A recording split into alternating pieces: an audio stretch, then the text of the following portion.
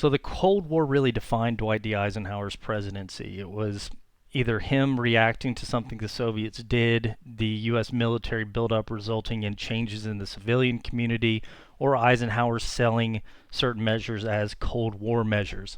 Whatever the case, Eisenhower served 8 years, and the American people were happy with him. Now, we have this amendment currently on the books. After FDR, this amendment had been passed saying presidents can only serve 2 terms. So there's no discussion that Eisenhower's going to run for a 3rd term. Who's going to run for the Republican Party instead of him? By the way, I should point out Eisenhower fairly popular. If he ran for a 3rd term, if he could run for a 3rd term, there's a good chance he would win it. Well, he can't, so the Republicans are going to put up his vice president, Richard Nixon, as their candidate. Now, we've talked about Nixon earlier. Nixon is from California. He was a lawyer. He was a World War II vet, but he'd made his name as a politician, as a congressman from California, questioning Alger Hiss in the HUAC trial, the HUAC investigation of Whittaker Chambers' charges. So this had allowed Nixon to rise in politics to the point that he had become Eisenhower's vice president. As we talked about, Eisenhower didn't particularly like Nixon. He thought he was a little creepy. He thought he was sort of an office seeker. Now, Eisenhower would send Nixon to do jobs as vice president. A lot of vice presidents just sort of sit around and don't do anything. Eisenhower involved him in his administration, but he didn't really like Nixon personally. But Nixon does look good because, again, being hard on communism is the thing that the American public is looking for in the 1950s going into the 1960s. And again, being Eisenhower's VP and having his prior record, Nixon looks hard on communism. So the Republican Party will pick Nixon in their 1960 to be their candidate in the 1960 presidential election. Now, Eisenhower's not going to campaign for him very much, again, because he doesn't personally think much of Nixon, but the Republican Party will obviously support him. So Republicans, it looks like they have this thing going for them that is the thing that the United States is focusing on, a guy that's tough on communism. Who are the Democrats going to come up with to counter Nixon? Well, they're going to come up with a guy named John F. Kennedy, who's a Democrat that has an anti-communist history as well. A little bit about John F. Kennedy. He, in some ways, was like Theodore and Franklin Roosevelt. He's from a wealthy family. He had gotten a lot of advantages to other people growing up. His father was wealthy, got him a lot of tutors. He'd been essentially raised to be a politician, and he'd had a lot of advantages in life. Now he becomes a World War II vet. He's going to serve in the Pacific. He actually becomes a hero in the Pacific because he's doing this patrol boat. The patrol boat, if I remember correctly, gets sunk by a Japanese plane, and Kennedy's going to rescue one of his crewmates, and he hurts his back, becomes severely injured while doing so. Well, he's going to recover from his injuries with the help of a lot of medication. We'll talk about that in a second. And then afterwards, he's going to enter politics. Well, he becomes a Democrat because Kennedy, like Democrats at the time, believe in using the government for economic change. And as we're about to talk about, he also believes the government should be used for social change, okay? So he's going to become extremely popular in the Democratic Party because not only is he very well spoken, he's also a handsome guy. He gets into politics really early in life. Still very young when he's going to be running for president. He's going to be running at the age of 43, and if elected, this would make him the youngest elected president. Teddy Roosevelt had been younger, but he wasn't elected his first term. He got in after McKinley was assassinated. So he's got this going for him. And while serving in Congress, he had supported a lot of anti-communist measures. He'd actually been critical of his own party in anti-communism, and he's going to be critical of the Republican Party for not taking enough action against communists. When the Soviets put up Sputnik, Kennedy will be saying, "How come we weren't the first to put up a satellite?" So, guy with a political name and very intelligent, well-spoken, got a lot going for him. Now, he is going to have a number of things going against him in the 1960 presidential election, but some of these things aren't going to be made public. Now, one of the things going against Kennedy is that he almost lived this hedonistic lifestyle. He is going to become known for having a number of affairs. He had a beautiful wife, this Jacqueline Kennedy, but this wasn't enough for John F. Kennedy. He would go out and seek women. And he had this saying, like, if he didn't have a different woman every 3 days, he would get a headache. And he would womanize and just carouse with a number of women that weren't his wife. He may have had a prescription drug problem after his injuries in World War II. He started getting this pain medication, and all indications are that he became addicted to it. Now, this stuff is not going to be made public, whether it's the press is going to be friendly to Kennedy or just he's very good at hiding it. It's not going to get out to the general public, so this isn't going to actually hurt him during the 1960 election. There are going to be some things that do hurt him, though, in this election and running against Nixon.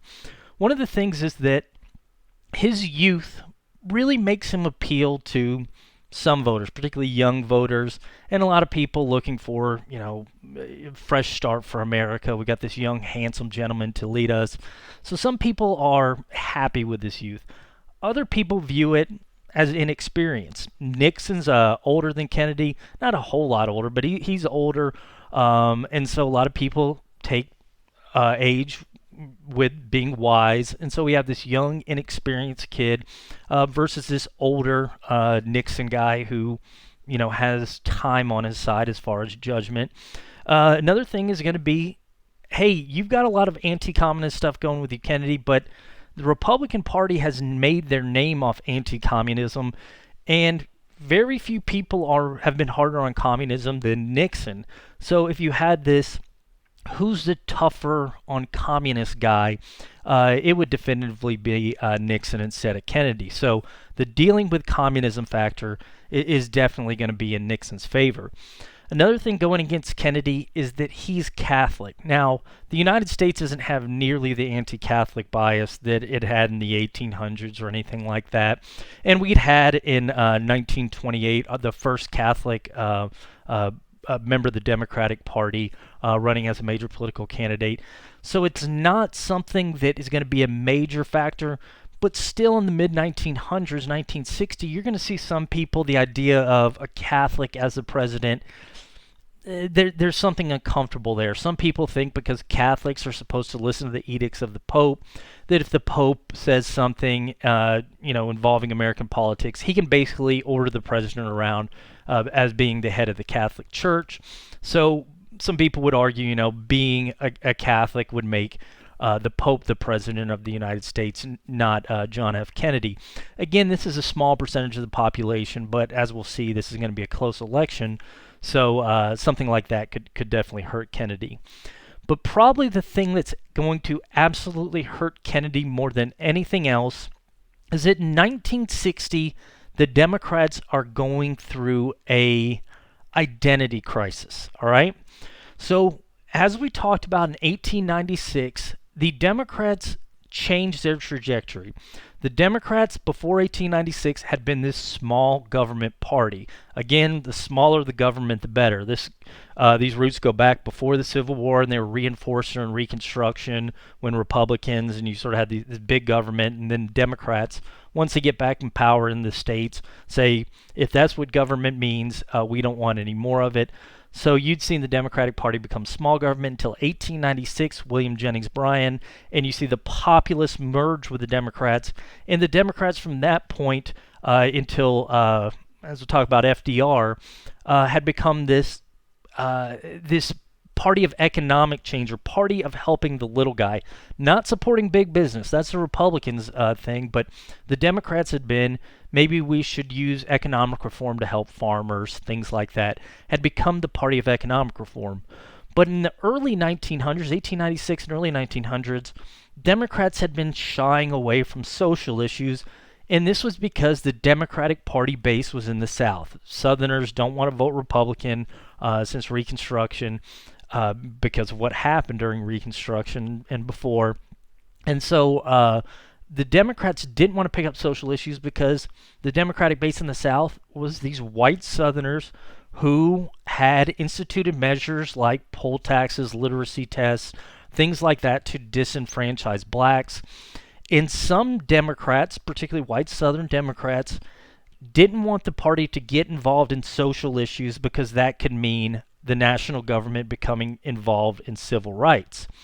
Well, in the 1930s with FDR, we'd seen the Democrats have a little bit, some Democrats had been pushing against this idea that the Democratic Party shouldn't be involved in social issues. And you'd seen this from FDR with things like the Social Security Act, basically Social Security Act providing for people that can't provide for themselves.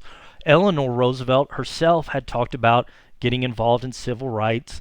And so some of these Democrats, particularly those who are going to emerge during FDR's administration, they view the Democratic identity as not just involved with helping the little guy economically, but also helping the little guy socially.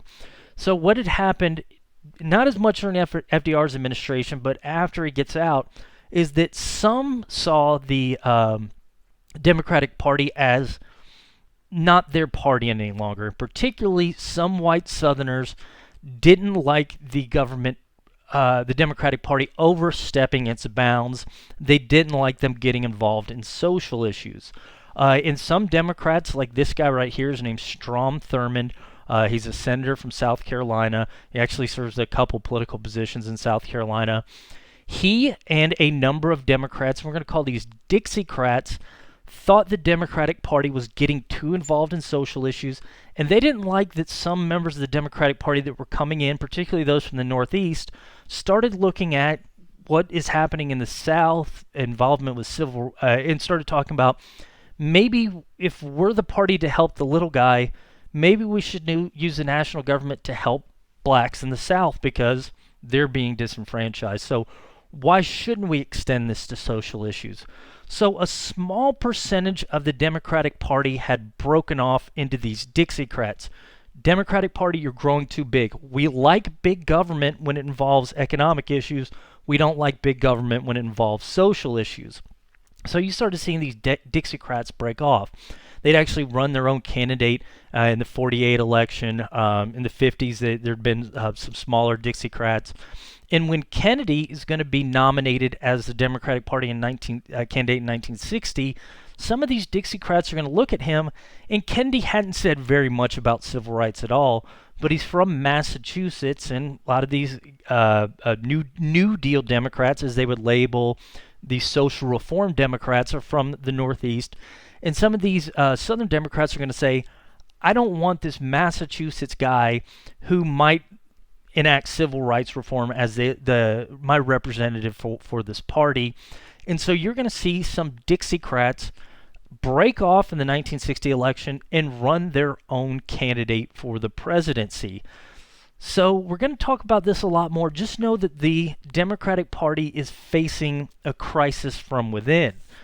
Well, how is Kennedy going to respond to that? Because he can't lose his base in the South. Well, his answer is going to be to make this guy his vice president. This guy's name's Lyndon B. Johnson, or LBJ. LBJ was a Texan. He's from Texas. We'll talk about his rise to power a little bit later. But by being from the South, and particularly a southern state with a lot of electoral college votes, which Kennedy's going to need if he's going to win this election, then Kennedy thinks he can hold on to these Southern Democrats and sort of push away these Dixiecrats that are complaining about a Northeasterner leading their party.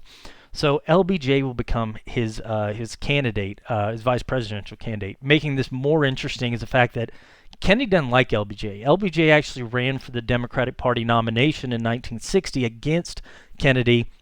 And the way LBJ saw Kennedy is this rich kid, kind of spoiled. And then the way Kennedy saw LBJ was, here's this hick from Texas, this guy that, he doesn't have a savvy political mind, that kind of thing.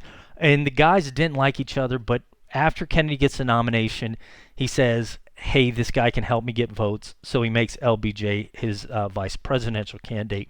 And as we're going to see, this is going to sort of keep those states' rights Democrats at bay in this 1960 election. But he's still got to defeat Nixon, and he's got to show the American people that he's capable of handling communism the same as Nixon is. So what we're going to see is these guys will go and do the traditional means of appealing to the American public, newspapers, campaign speeches, stopping at different locations.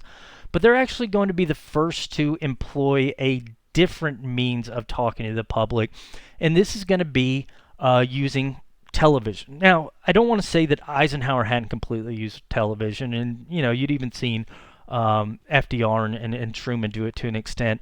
But what these guys are going to do is they're going to have the first presidential debate that's going to be televised. Now, sometimes you'll read that this debate is going to be the most momentous event in television history. It's going to completely change the course of campaign history and change the course of the election.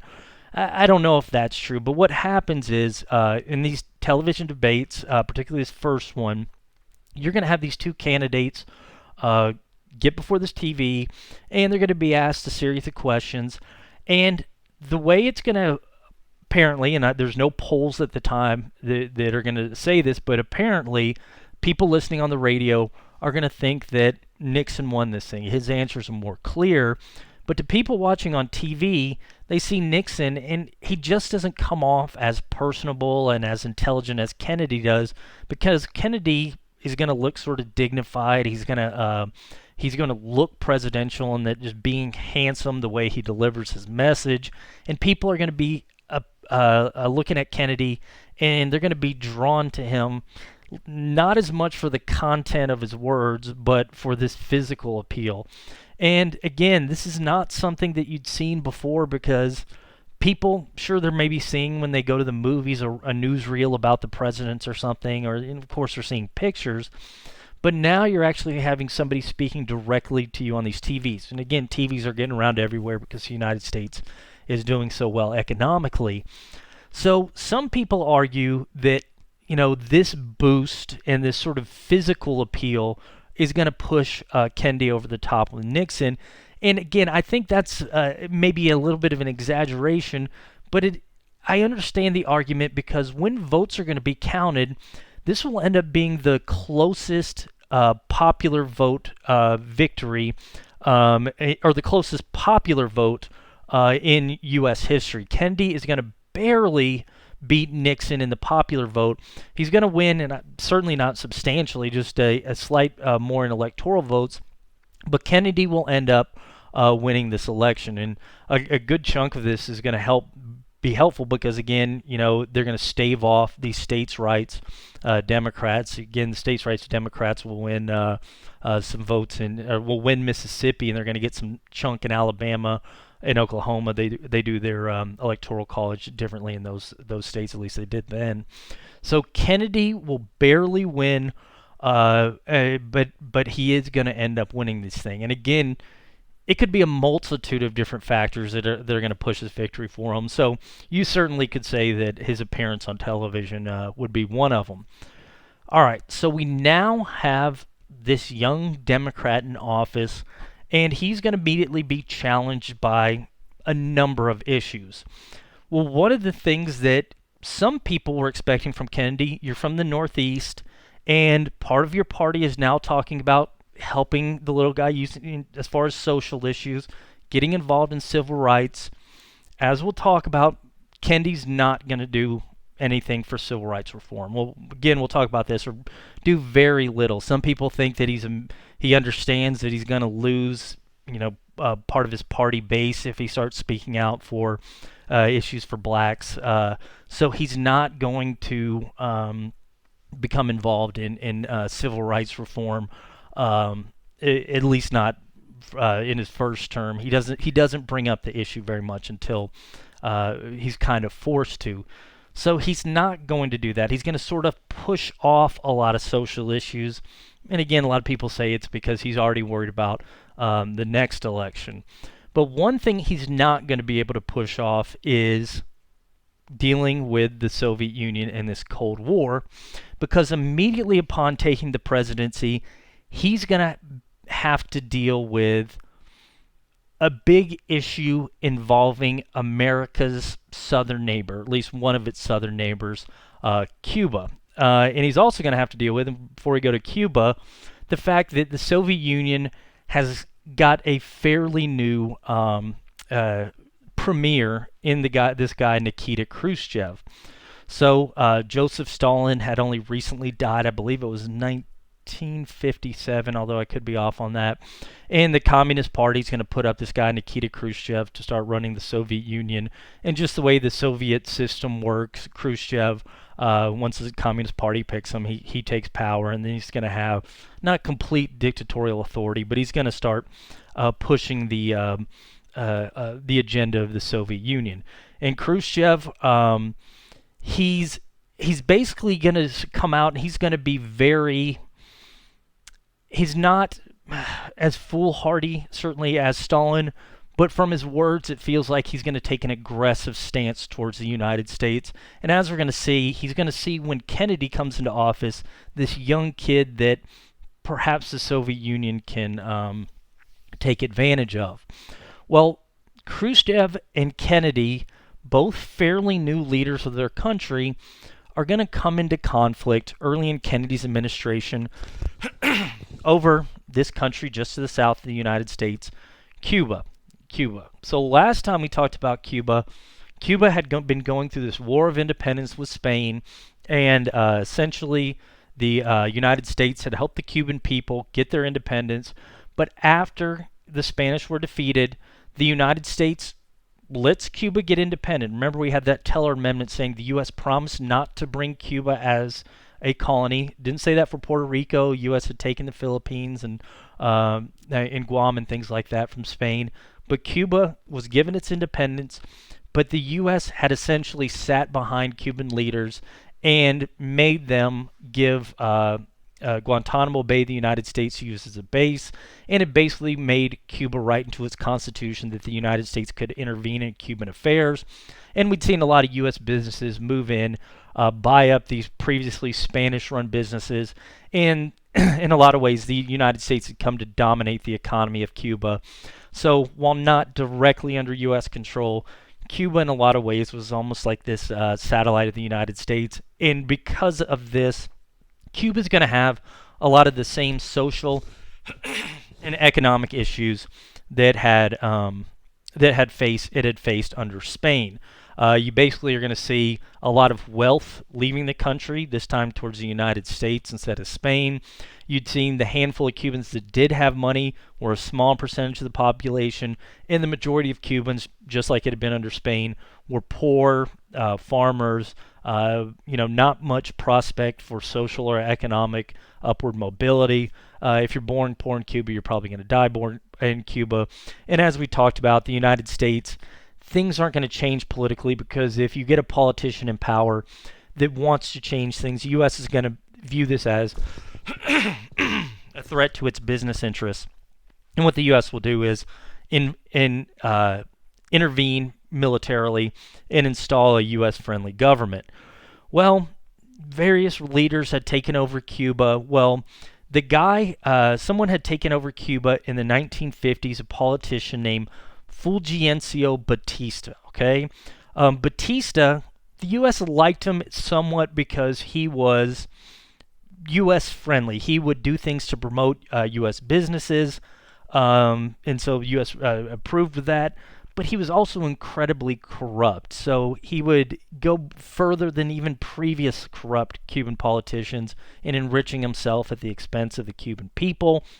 And the United States is going to basically think that Cuba could have a better leader than Batista. Like, we like that he is U.S. friendly, which is a good thing, because in the 1950s, the U.S., as we've talked about, is going to be watch very carefully for anybody that would give an indication of socialism or communism and do what they can to remove them from power. But Batista, he's so corrupt that the United States, well, let me just put it this way. In 1956, a revolution is going to rise against Batista in Cuba, and the U.S. is going to view it as maybe this guy needs to get out of power because he's taking things a little too far. He's essentially very corrupt. So in 1956, this revolution that's going to start against Batista will be led by this guy named Fidel Castro. So Castro belonged to this very small middle class of Cubans. So again, the majority of Cubans were incredibly poor. You had this small elite, and you also have a fairly small middle class that, they're going to get an education, but they're not going to have a chance to get to the upper wealth at the top. And so you have this middle class guys like Castro. Castro will start speaking out against Batista's government. You're corrupt. There's not any upward social or economic mobility, and Castro will greatly criticize Batista. He's actually going to be thrown in jail by Batista, and then after getting out of jail, Castro's going to decide he wants to remove Batista by force. What Castro's going to do is he's going to start taking other people that disagree with Batista, and not many, just a couple dozen Cuban exiles essentially, and he's going to take them to Mexico. They're going to buy this compound in Mexico, and they're going to begin military training in preparation to start a revolution against Batista. So he gets some guys. The most famous ones you'll know is Raul Castro, Castro's brother, Che Guevara. They'll start training here in Mexico, different guerrilla tactics, things like that. And we'll talk about how these employ these in a second. So only 80 people, but they're going to get a number of fishing boats. They'll take off in 1956. They're going to land in Cuba, and they're going to land in this particularly rugged eastern part of Cuba where people are even more poor than the rest of Cuba, this sort of remote countryside where things are really bad off. And what Castro and his allies will do, these 80 guys, is they're going to start going around making offers to these poor Cubans. Hey, if you join with us, we're going to do this revolution. We're going to get rid of Batista, and we're going to bring in a better government, a not corrupt government. And this is obviously going to appeal to somebody in Cuba that is not doing well. And what they'll start doing is they'll start attacking remote government installations. So Batista's military is out here, small outpost with a couple guys.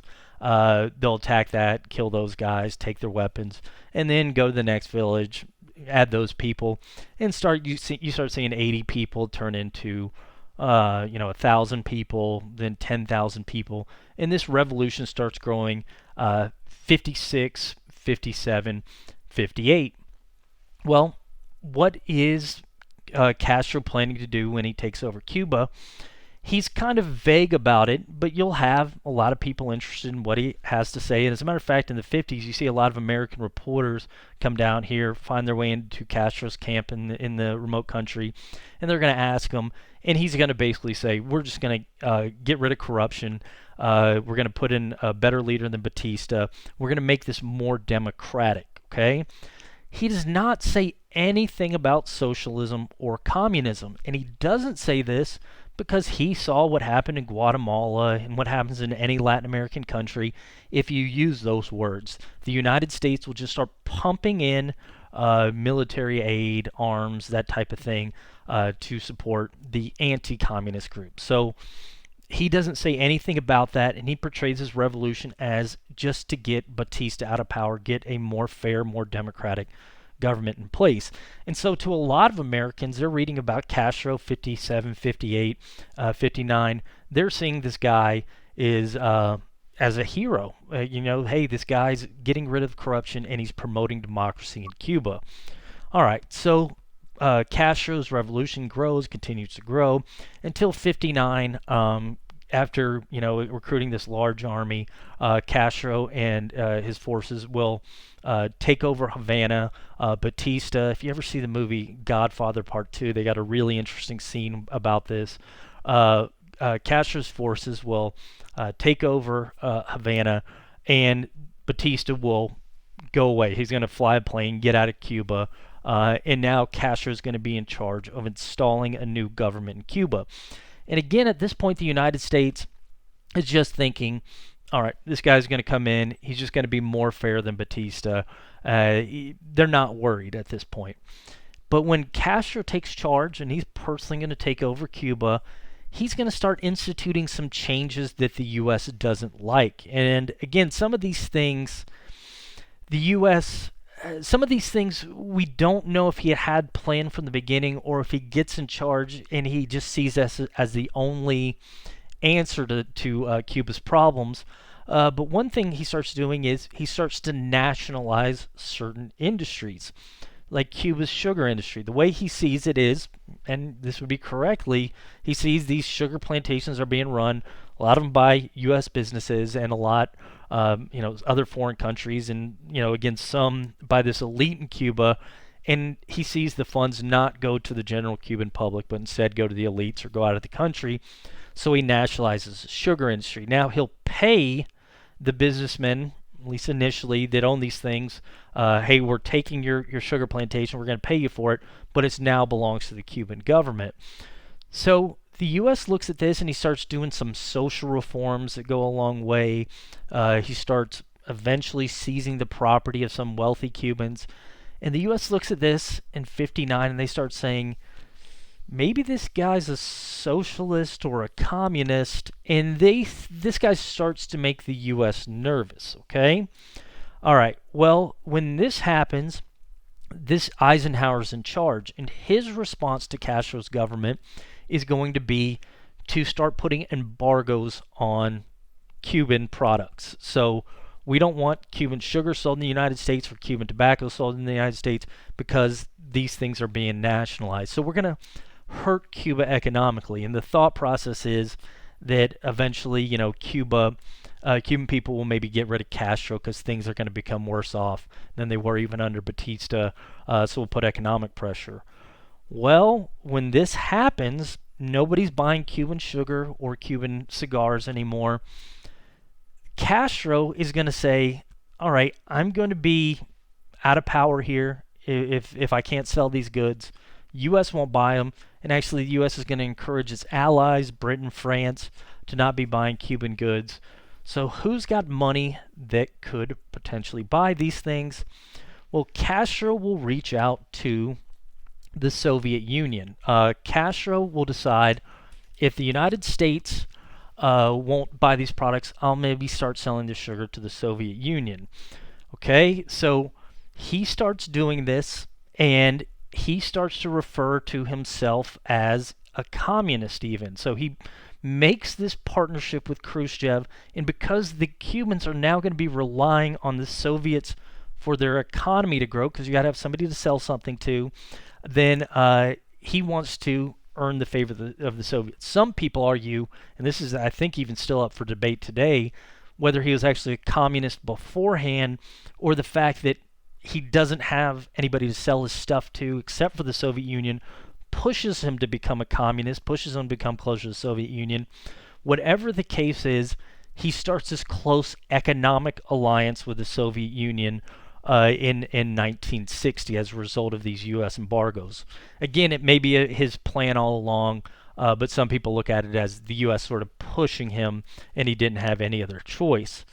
So now the U.S. in 1960 has somebody that is a communist directly south of Florida, 90 miles south of Florida. How are you going to deal with this? Well, Eisenhower's plan is to remove Castro by force. Now, Castro has started to receive, some tractors, things like that from the Soviet Union in trade for these Cuban goods. And again, the Soviet Union really wants to foster this relationship because it's right by the United States.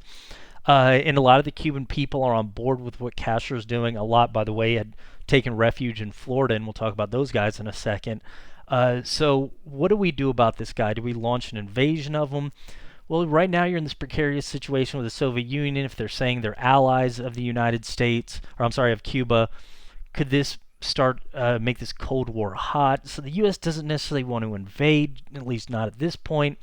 So what do we do here? Well, The United States is going to start, and this is still under Eisenhower when this happens, planning to use Cuban exiles, so the wealthy, those who have opposed Castro and have escaped to the United States, particularly Florida, to train them. The U.S. starts training these Cuban exiles to form a counter-revolutionary army. So Castro and his 80 guys had managed to form an army, overthrow the government of Batista.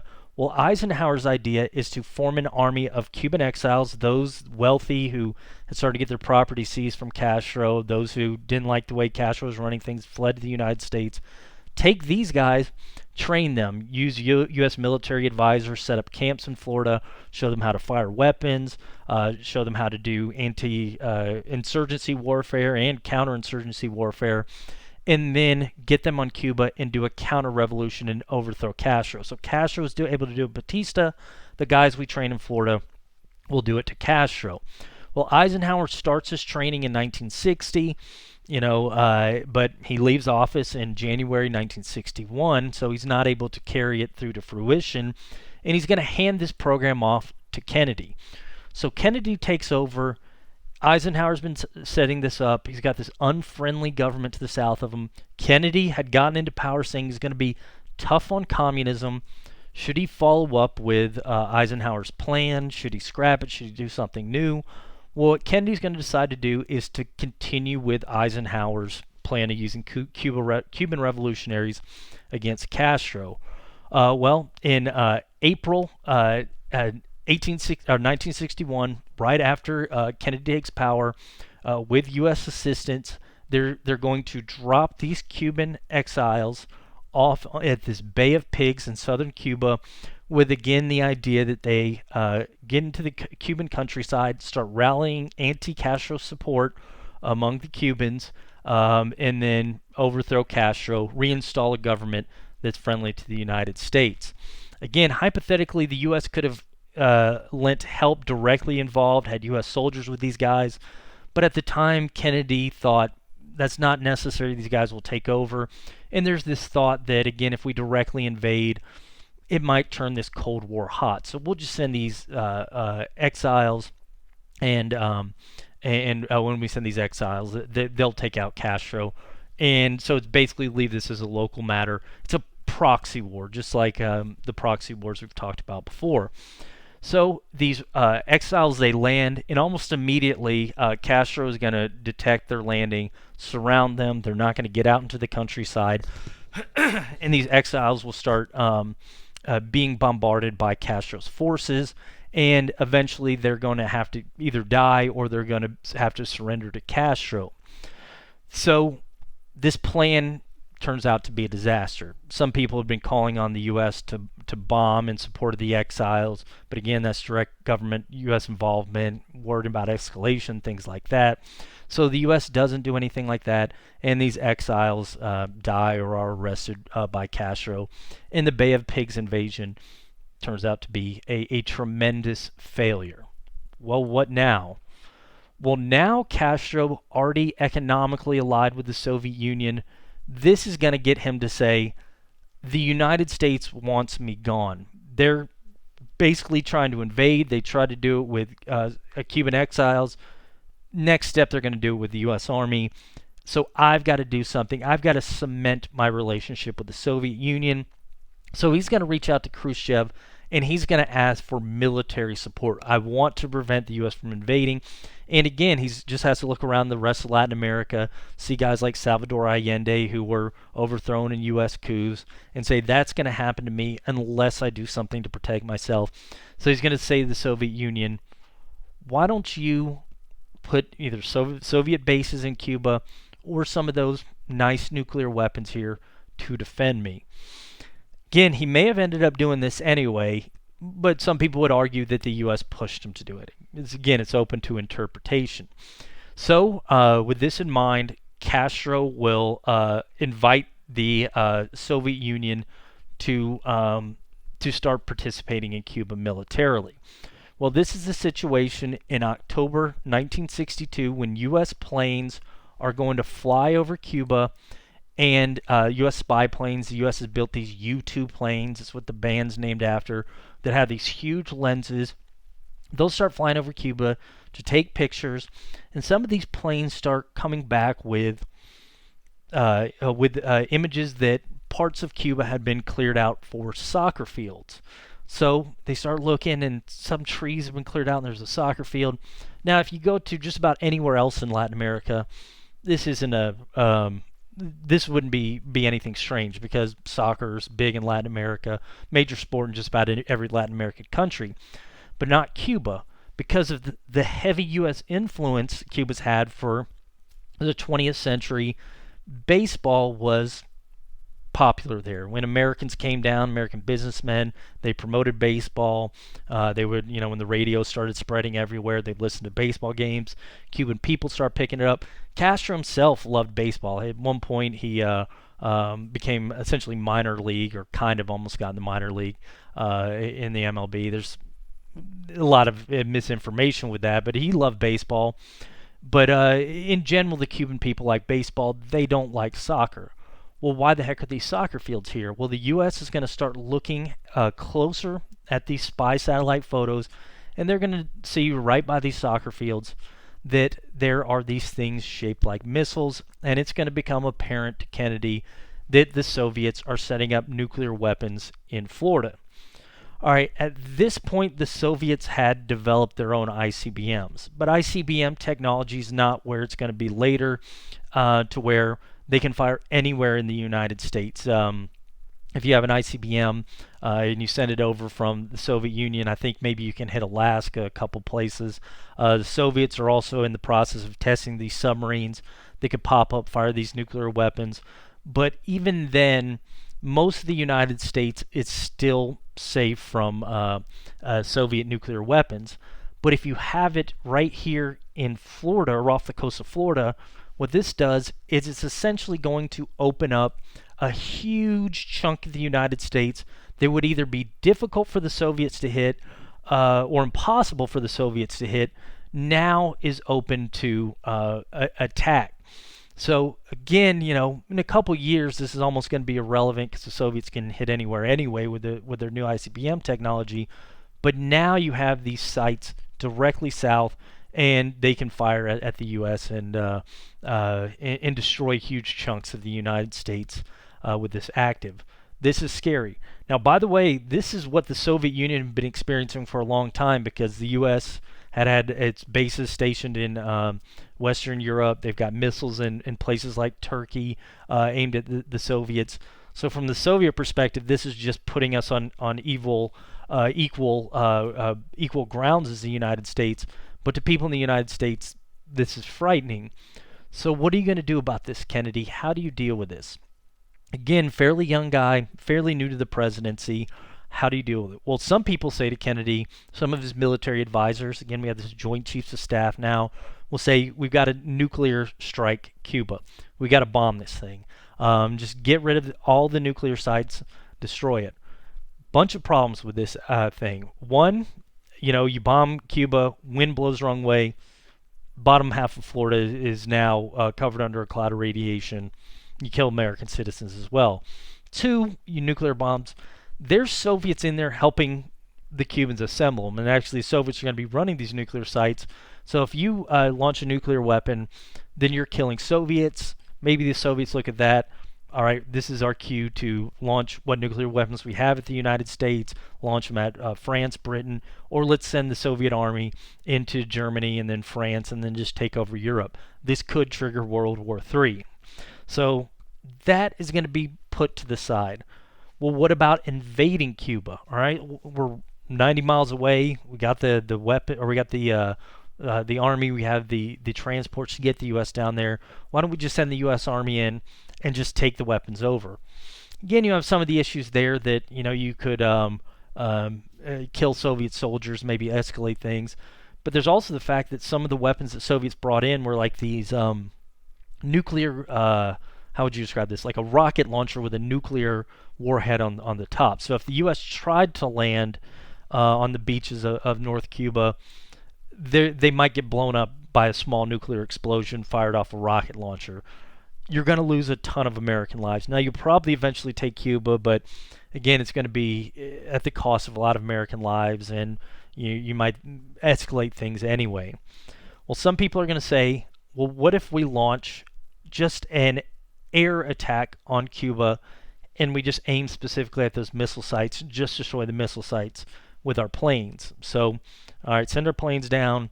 We think we know where all these things are, blow up the missiles, and then just, if they ever try to send them back again, we'll blow them up again. All right, Kennedy's going to heavily consider this. All right, let's consider doing this. Problem here, though, is that, again, you got to worry about escalation. When you bomb the sites, you could kill some Soviets. That might escalate things. You might lose American pilots that you send down. That might escalate things. And then what if you miss one of the missiles? Might they launch that at Florida, Washington, D.C. or something? So you've got to be 100% sure you're going to hit all of them. So that's an issue. So invasion, he considers that. Nuclear attack, considers that. Air assault just to hit the nuclear weapons. Ultimately, what Kennedy is going to decide is that he should do a naval blockade of Cuba. So don't do anything as it currently exists about the weapons in Cuba. So there are already multiple nuclear sites in Cuba. Just forget about those. Instead, what we're going to do is we're going to prevent any additional nuclear weapons from arising, coming from the Soviet Union. So place the U.S. Navy around Cuba, and then if any ships come in, specifically any ships from the Soviet Union, just stop them. Don't blow them up, but just if you try to get past the blockade, we're physically going to prevent you from going through. So do this naval blockade. So that's part one of what Kennedy's going to do. Part two is Kennedy isn't going to directly start negotiating with the Soviets or Castro's Cuba. Instead, he's going to take this information to the public, and not just the American public, but the world public. On October 22nd, 1962, Kennedy's going to go on to television, and at this point, the only people that know about this is these top government advisors. But on October 22nd, Kennedy goes before the public. It's going to be broadcast on TVs, not just in the United States, but again around the world. And he's going to say that the Soviets have been installing nuclear weapon sites in Cuba, and what he's planning to do is blockading it. So he tells exactly what he's going to do to the public. Why would Kennedy be doing this? Well, Kennedy, basically, his idea is he wants to win.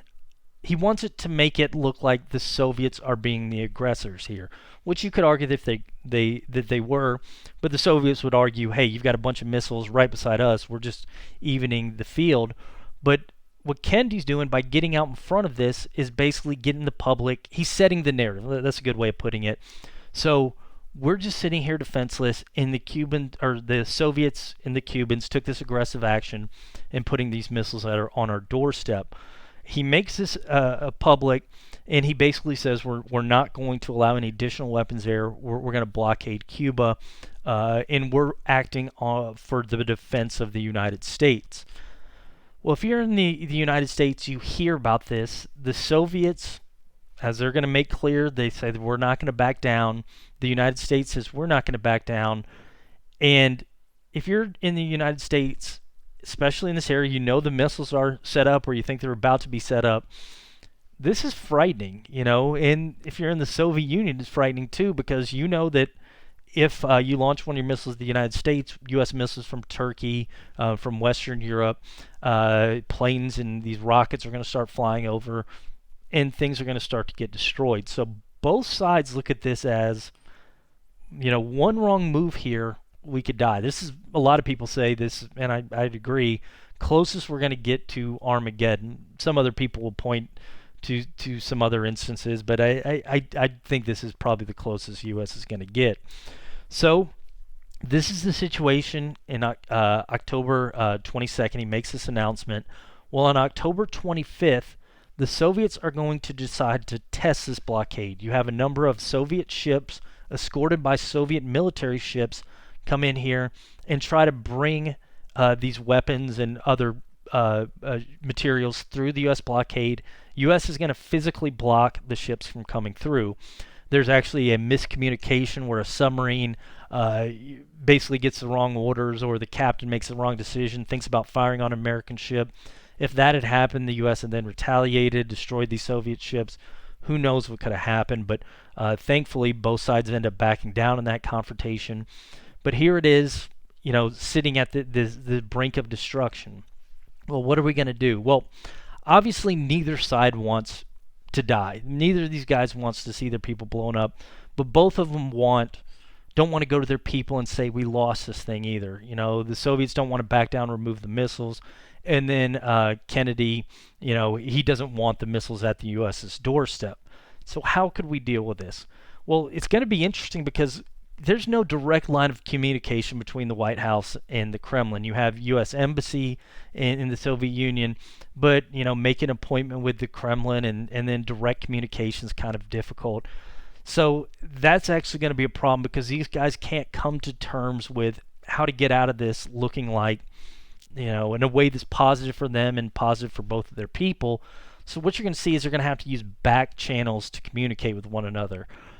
Kennedy is actually going to offer to back down in a certain sense. He will say through his back channel, he's going to get this letter, send it to Khrushchev, and he will say that if Khrushchev removes the missiles from Cuba, then the United States will promise never to invade Cuba. We're not going to.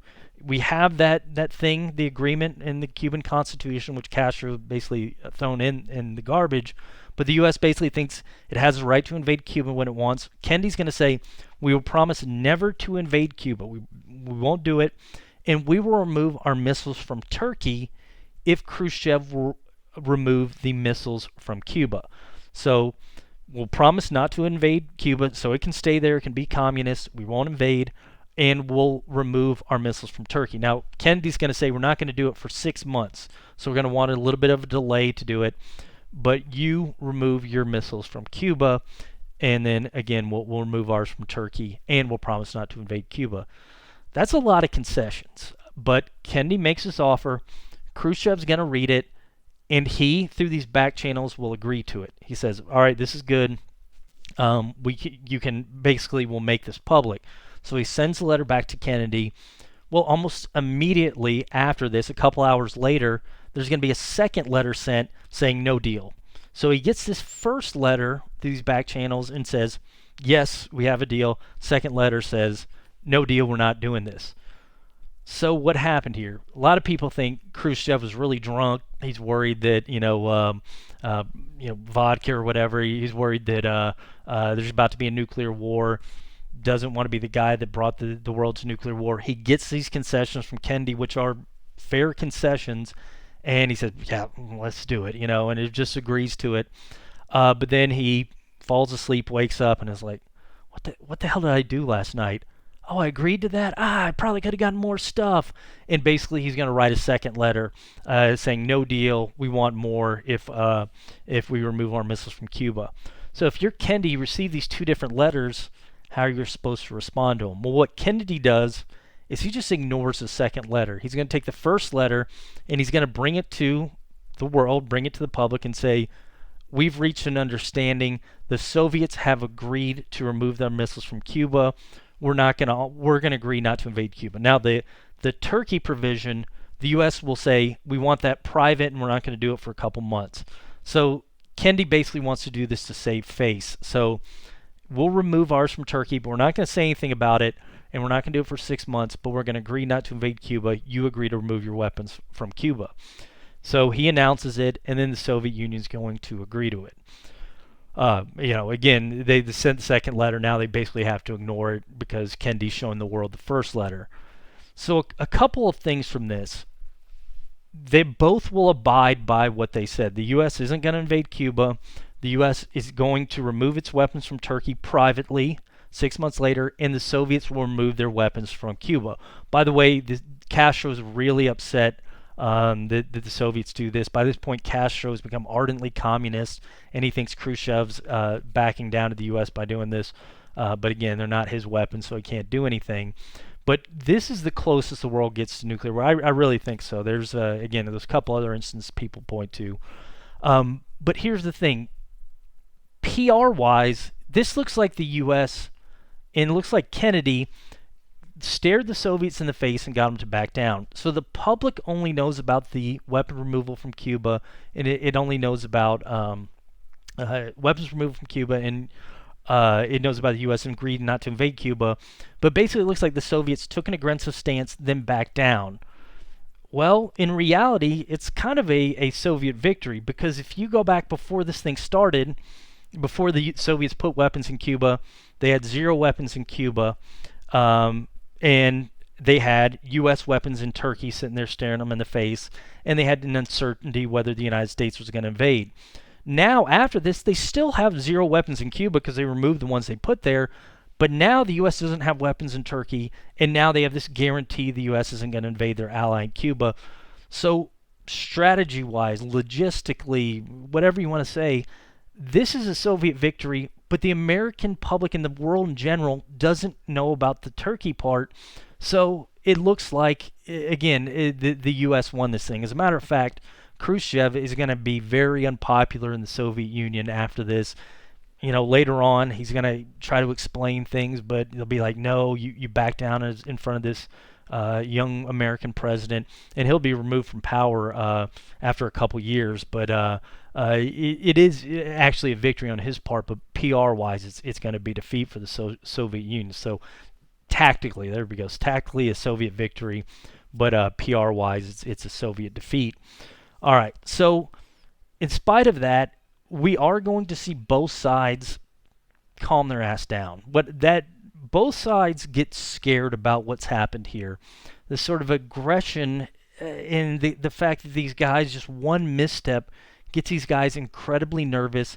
And from this point forward, both the United States and the Soviets are going to be interested in taking measures to prevent this war from happening. What they're going to do is they're going to install this, they call it the red phone, but it's actually a fax machine. It's a direct communication between the Kremlin, the capital of the Soviet Union, and the White House, to where if something like this happens, we don't get to do this back channel stuff. We can directly say, dude, please stop this. All right, dude, you please stop this. And you have this direct communication. And you're also going to see both sides take measures to stop production of nuclear weapons. So the United States have been producing tons of nuclear weapons in the late 40s, 50s. Soviets had started to build their own nuclear weapons. Well, both sides are going to say, we probably should slow down on this. And they're going to start signing a series of treaties. And this begins in 1963 with this nuclear test ban treaty, basically saying you can't do nuclear tests above ground, that will start either reducing nuclear tests or reducing the amount of weapons each side produces. And that starts right in the wake of this. We're also going to see Kennedy start taking a kinder, gentler approach to dealing with Latin America. So really, beginning in around 1900 and continuing into Kennedy's administration, and we'll see a little bit afterwards, but the thought process was in Latin America, anybody unfriendly to the United States, doesn't matter if they're democratically elected, if they give a hint of socialism or communism, or they're close to the Soviet Union, we use our force and remove them one way or another. Kennedy's going to say we got to move beyond that, and so what he'll start during his administration, shortly after this, is this Alliance for Progress. You can almost think of this as a Marshall Plan for Latin America. Instead of getting rid of these politicians for pushing socialist agendas, throw U.S. money down there, try to rebuild Latin American economies, so there's no need to push for socialism because we increase education and we try to give people better opportunities. So $20 billion will be thrown to Latin America in this Alliance for Progress. And Kennedy's also going to start this Peace Corps, although not specifically aimed at Latin America. It will include Latin America, but it's going to be the U.S. will send volunteers to these third world countries or those under U.S. influence like in Latin America. And what they'll do is they'll teach people how to farm, teach people how to make clean water, that kind of thing, to again remove some of the things that might push a country towards socialism, remove poverty by teaching people as opposed to removing the guy that tries to answer the problems in the country. So sort of this kinder, gentler approach towards Latin America. So the this Cuban Missile Crisis, as this thing will be called, brings the world to the brink of war, but in a lot of ways it's going to end up cooling the Cold War. Now, we don't see the Cold War over by any means, but after 1862, both sides see the potential destruction, see what almost happened, and they're going to start to calm down after this. So what we'll start talking about next time, we'll continue to talk about the Cold War, but just know that this type of almost destroying one another, it's going to become more rare. We're not going to see what happened with the Cuban Missile Crisis like in the future.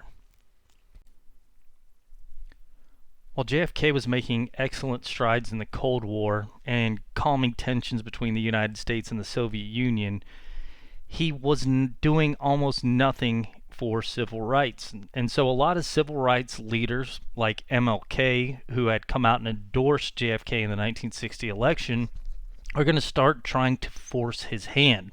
MLK in 1963 will come out and he's going to start demanding a basically meaningful civil rights legislation.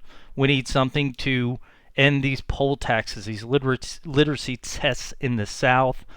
He's going to start calling for the national government to start pushing for integration in schools. As we mentioned, a lot of schools had been dragging their feet integrating, and even those schools who had been desegregating, a lot of them had been drawing lines around black neighborhoods. MLK wants that to stop, and he wants the national government to do something about it. He wants legislation to stop racial discrimination in employment. At this point, private businesses can still choose whether to hire black workers or not. He wants national government to protect civil rights protesters from police brutality. He's going to call for a $2 minimum wage. Again, a lot of blacks are receiving poor pay. This would bring them up in economic equality to whites. And he's going to call for self-government for the District of Columbia. So Washington, D.C. Had always been, or not always been, since shortly after the creation of the United States, have been designated as this special district carved out of Virginia and Maryland. And the people of District of Columbia didn't receive senators and didn't receive even House representative members, so they weren't represented in Congress. They had no legislators. MLK is going to call for representation, at least in the House Representatives, for the District of Columbia. One of the reasons he does this is because it has a large African American population. So while JFK is focused on the Cold War, MLK is going to say you need to pay attention to civil rights, but JFK, for the most part, is going to ignore his calls for reforms. Again, JFK, in a lot of ways, is thinking ahead to the 1964 election, and he understands that he barely won the 1960 election, and if he starts pushing for civil rights, he's going to lose his party base in the South. As we talked about last time, again, you start having these Dixiecrats, who start breaking away from the party, and you're going to see a lot more Southerners defect if he starts giving in to MLK's demands. So you're going to get this very cool reaction from the White House, and JFK, he'll keep trying to tell MLK, hey, maybe we can start doing this after the 1964 election. MLK will say, no, we've got to get this stuff done now. Who's to say you're going to win next time? And it doesn't appear like the Republican Party is going to do anything. They're focused on communism as well, and they're talking about small government. So if you truly are this social reformer, you need to get this done. Don't push it off till later. Get it done, get it done. MLK will actually criticize JFK, say he's more concerned about the winning hearts and minds in Asia and Latin America than winning hearts and minds of the people at home. So JFK continues to ignore these reforms. So what MLK is going to decide to do is, I've got to get his attention, not just his attention, but the attention of other New Deal Democrats and the general public at large. So what he's going to do in August 1963, he and the NAACP will organize a massive demonstration in Washington, D.C., or at least they're going to try to. Initially, they apply for a permit. JFK initially dismisses the permit. He doesn't want this civil rights organization, but MLK, NAAC will push it through. JFK is going to finally rescind, and we're going to have something called the March on Washington occur on August 28th, 1963. March on Washington will be a huge congregation of people supporting civil rights. So it's definitely more than 250,000 people will attend. I've heard it. Some people estimate a lot higher than that. And this isn't just blacks supporting civil rights. This is going to be a lot of the people that have been watching what's been happening on television, the protests, the what's been happening with police attacking protesters, people watching these sit-ins, and these various things that the civil rights leaders have been pushing through. They're going to sit here and they're going to call for major legislation, the things that MLK had been pushing for, end to discrimination in private workplaces, voting, reforms for voting, getting rid of the poll tax, literacy test, things like that. We've all heard of the famous speech MLK will make here, the I Have a Dream speech.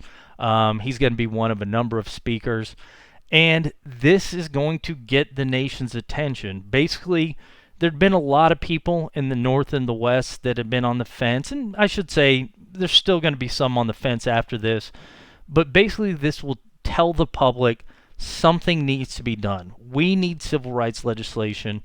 We need something done right now. Well, this does get JFK's attention. In October 1963, so shortly after the March on Washington, JFK is going to decide, I can't wait for a second term that I might never get. He will make a speech before Congress calling for major civil rights reform in terms of voting reform, in terms of voting reform, in terms of work reform, in terms of economic reform. We need to do something. Now, JFK is not going to be clear exactly what needs to be done, and it's not clear when he's going to start pushing this stuff through. And if you're a critic of JFK, you can say, okay, he's just trying to appease the New Deal part of his party, while at the same time not coming up with a clear path to civil rights reform to keep the southern base of his party happy. But at least he does say something. So it looks like in October 1963, we're finally going to get meaningful civil rights legislation. Although, again, JFK's not being exactly clear how he's going to carry it out. But maybe something's going to happen. Well, something will happen to JFK that if he ever was going to put in place civil rights legislation, he's not going to put in place civil rights legislation, because what happens to JFK is this guy. This guy's name is Lee Harvey Oswald.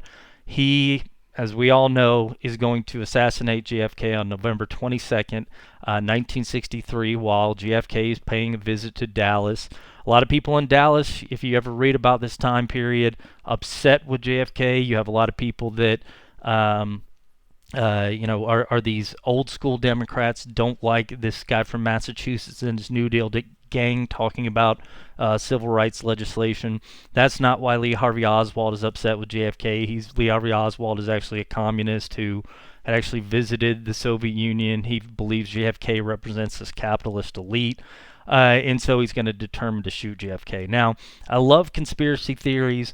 There's a lot of crazy stuff with the Lee Harvey Oswald JFK assassination that, can be construed as a conspiracy. But I think almost all the evidence points to Lee Harvey Oswald as being the person to kill JFK. He tried to kill this far-right extreme military general a couple months before. He'd been talking about what he was going to do to people before this. He's a former Marine Corps sniper. He's going to have the capability to do it. So he probably killed JFK. I mean, let me say, personally, I think 98% chance it was Lee Harvey Oswald alone. I'm leaving a little bit of an out just because there's a chance that somebody else did it. Some people would blame the Cubans. They're still upset with JFK for convincing the Soviet Union to remove missiles. JFK's brother, Robert Kennedy, had been heart of the mafia. Some people will say them. They had done it. The CIA and some hard far-right people don't like that he's talking about civil rights reform again, may never have gotten it done. So they're upset at him. But all evidence points to Lee Harvey Oswald shooting JFK. This is actually shot in a friend of mine's backyard. This is an apartment complex right beside my friend's house. That's neither here nor there. So Lee Harvey Oswald almost certainly shot JFK. But again, we're not going to know for sure because shortly after assassinating John F. Kennedy in Dealey Plaza in 1963, Lee Harvey Oswald will himself be shot by this gentleman here, Jack Ruby. Again, he's going to die shortly after being shot. I actually had the opportunity to meet this guy right here. He was a police officer that was assigned to escort Lee Harvey Oswald from the jail in Dallas where they kept him after shooting JFK, and he was going to bring Lee Harvey Oswald to court. But he failed to do his job because didn't deliver Lee Harvey Oswald because he let Jack Ruby shoot him. So I don't feel bad about this next picture. This next picture is of me meeting this police officer. Here's another picture of it. Here's me meeting this guy, and there is Jack Ruby shooting me because this guy is not very good at protecting people. I mess with this guy. I think he actually just passed away recently, but he made $10,000, I think, off a speaking fee. And again, he didn't do his job. So anyway, JFK will not be able to pass this civil rights reform. As a matter of fact, JFK's wife will say that, like, he doesn't even get to die as the civil rights president. So I don't know if that serves as a lesson for future presidents, that if you got to do your reform when you get in office, you can't wait till the next election. But what is the status of this civil rights reform? Well, when JFK dies, the office of president will pass to his vice president, a guy that he didn't like, a guy that didn't like him, this Texan, this guy named Lyndon Johnson, whose stance on civil rights isn't exactly clear in 1963. And what we're going to have to see next time is, what will LBJ do? Will he abandon civil rights or will he embrace them?